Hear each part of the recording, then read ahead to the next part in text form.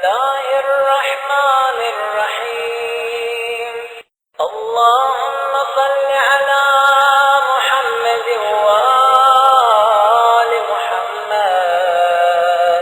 اللهم ارزقني فيه الذهن والتنبيه، وباعدني فيه من السفاهة والتمويه،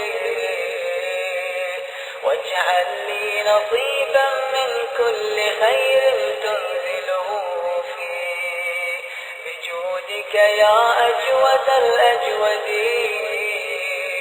وصل اللهم على محمد وآله الطاهرين.